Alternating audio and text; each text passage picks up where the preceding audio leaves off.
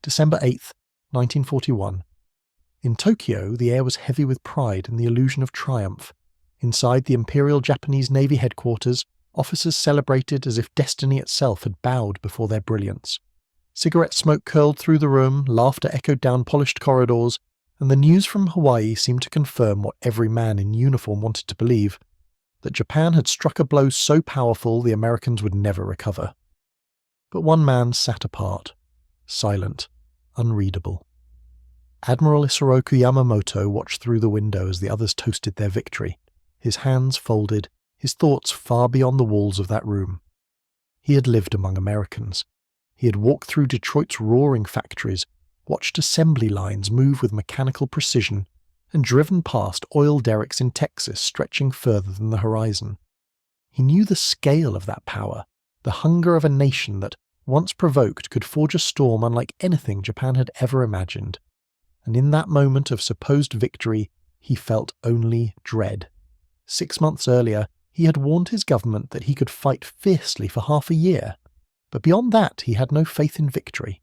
He understood what the others did not. Japan had awakened an enemy that measured strength not in spirit, but in production.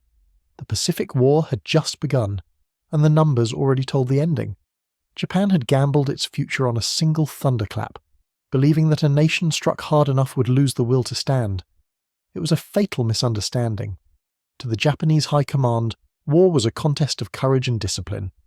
To the Americans, it would become a test of machinery, manpower, and the boundless force of industry. The path to disaster had begun long before Pearl Harbor, with ambition, arrogance, and a refusal to see reality. During the 1930s, Japan's empire expanded across Asia, Manchuria, China, Indochina, all seized in the name of self-sufficiency. They told themselves it was survival, but it was conquest fueled by fear. Fear of being cut off from the resources that powered modern war. The irony was cruel.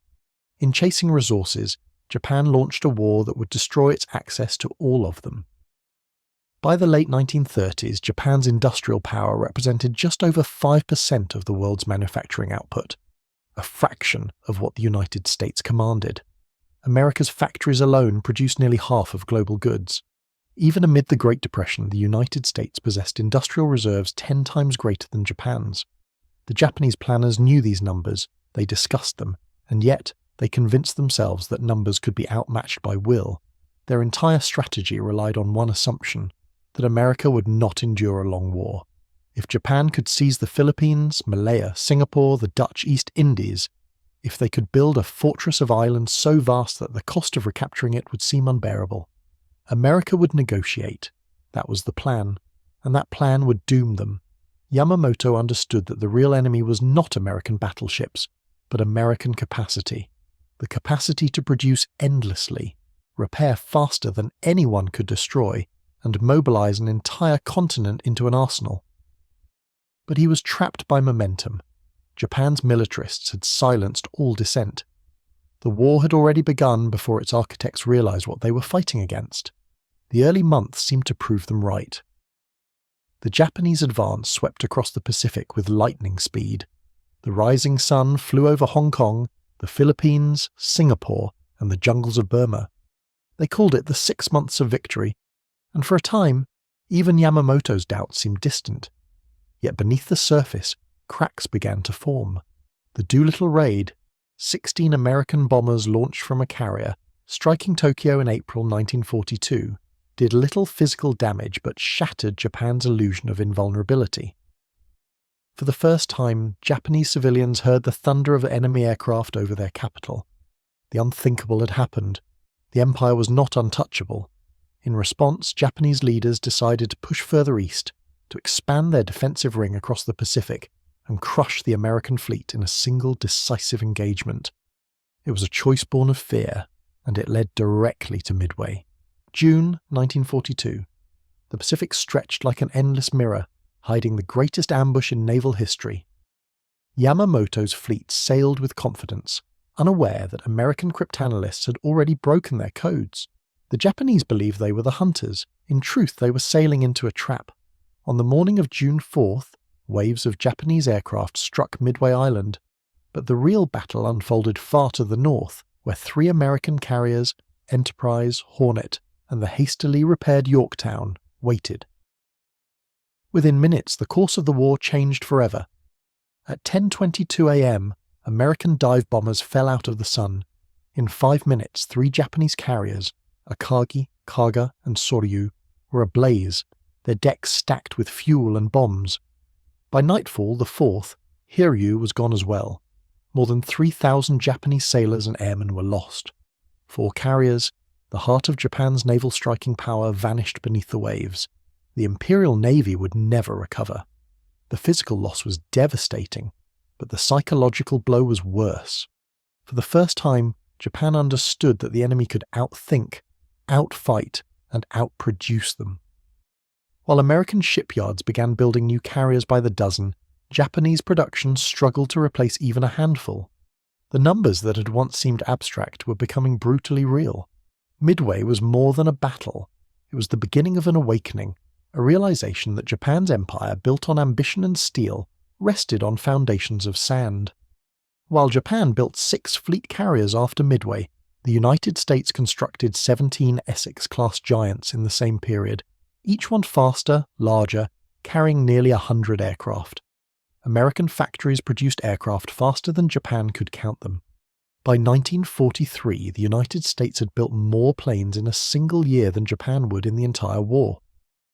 B-24 bombers rolled off assembly lines in Detroit at the rate of 1 every 63 minutes. Shipyards on both coasts launched a new carrier every 6 weeks. The statistics seemed unreal even to those who saw them. America was no longer reacting, it was overwhelming. For every Japanese destroyer sunk, the United States built 3 more. For every aircraft Japan lost, 10 replacements waited in American hangars. And with each month, the balance shifted further. Yamamoto watched from afar, knowing what it meant. He had once told his staff that modern war was a contest of factories, not fleets. Now he saw his prophecy unfold in slow motion. Japan's industrial capacity had reached its limit, while America's had barely begun to strain. The war of spirit that Japan had envisioned was becoming a war of attrition it could not survive. The campaigns that followed exposed every weakness. At Guadalcanal, Japan bled itself dry trying to retake a single airstrip. The fighting lasted 6 months, a nightmare of disease, starvation, and ceaseless attack. American logistics, fuel, ammunition, reinforcements, flowed across the Pacific like a river. Japan, reliant on dwindling merchant shipping, could barely supply its own garrisons. Submarines prowled the shipping lanes, sinking tankers faster than Japan could replace them. Every ton of oil lost was another nail in the empire's coffin. Without fuel, planes could not fly, ships could not sail, and factories could not run. The empire that had gone to war to secure resources was slowly suffocating from lack of them. And yet Japan fought on, driven by a belief that courage could substitute for production. The Mitsubishi Zero, once a symbol of Japanese air dominance, now faced the American Hellcat and Corsair, faster, stronger, deadlier. The pilots flying them were not just brave, they were well-trained, well-fed, and well-supplied. By 1944, Japan's pilot training program had collapsed. Young men entered combat with barely 100 flight hours. Their opponents had 4 times that. The result was massacre. Over the Marianas, over the Philippines, the sky itself became a graveyard. The Great Marianas Turkey Shoot in June 1944 destroyed nearly 500 Japanese aircraft in 2 days. It was not a battle, it was an execution. Japan's navy, once the pride of the empire, was finished. The Battle of Leyte Gulf that October confirmed it. 4 carriers, 3 battleships, 10 cruisers, and 11 destroyers.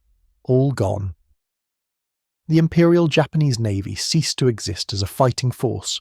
The Pacific now belonged to America, and from that vast ocean came a new kind of destruction. The Industrial War brought home. From the islands of the Marianas, B-29 bombers rose by the hundreds. They flew higher and farther than anything before, their bomb bays loaded with fire. Tokyo burned, Nagoya burned, Osaka burned. The night of March 9th, 1945, turned the capital into a furnace. The firestorm killed 100,000 people in a single night, more than either atomic bomb would later claim. The land of the rising sun was drowning in its own ashes. Yet even then, surrender was unthinkable. The military clung to delusion, convinced that dying for honor was nobler than living in defeat. By summer 1945, Japan was a nation standing on the edge of annihilation. Cities lay in ruins, the navy was gone, fuel reserves exhausted, the sky ruled by American bombers. Yet Tokyo still spoke of victory. The emperor listened in silence as generals promised miracles that would never come, but the illusions were collapsing faster than they could be spoken. The Soviet invasion of Manchuria in August 1945 shattered Japan's final hope of negotiation. The Red Army advanced with unstoppable force, crushing the Kwantung Army that had once symbolized Japan's might. In 1 week, the myth of Japanese invincibility evaporated, and then came Hiroshima, August 6, 1945. A single bomb unleashed the power of an entire industrial civilization condensed into light. The city vanished. 3 days later, Nagasaki followed. Even then, military leaders argued to fight on. Only Emperor Hirohito's personal intervention ended it.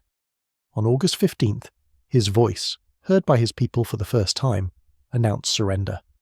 The empire that had sought to dominate Asia was gone, but its destruction carried a lesson far deeper than defeat. When American forces arrived for occupation, Japanese citizens saw the truth with their own eyes. The conquerors brought food, trucks, radios, generators, so abundant it seemed infinite. The myth of Japan's superiority dissolved before a mountain of evidence. Factories that once struggled to build a single plane in a week watched as Americans repaired cities faster than Japan had built ships. Former Prime Minister Tojo, now a prisoner, admitted what few had dared to say aloud. Japan had never understood America's true power. They had known the statistics, but not believed them. They had mistaken discipline for destiny and faith for strategy. The United States Strategic Bombing Survey later compiled the full numbers.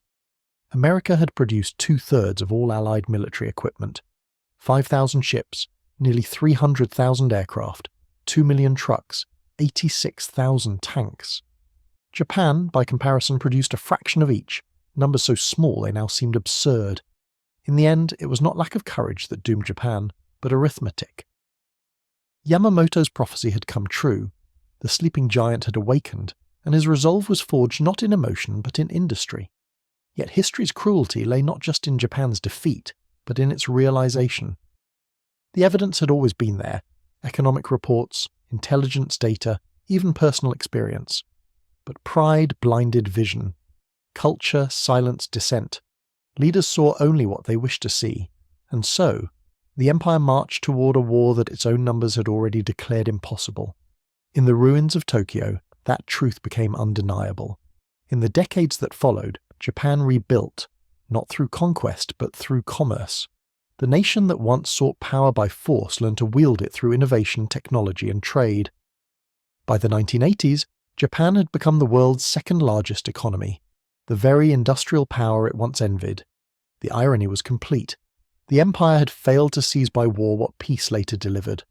The story of Japan's high command awakening to America's true strength is not merely a tale of defeat. It is a mirror held up to every nation that confuses courage with capacity or will with means. The war in the Pacific was not lost in 1945. It was lost in the boardrooms and briefings of 1941, when men looked at charts of steel, oil, and ships and decided that spirit alone could conquer mathematics. History remembers their courage, but it also remembers the cost. 2.5 million Japanese soldiers never came home. 500,000 civilians perished in fire and famine, and all of it, every death, every ruin, traced back to the moment an admiral looked out his window and saw a victory he could not celebrate. He had warned them, he had told them what would come. And when the fires finally died and the smoke cleared from the Pacific, the truth he had foreseen stood unbroken. The power of industry had reshaped the world. The sleeping giant was real, and once awakened, it did not sleep again.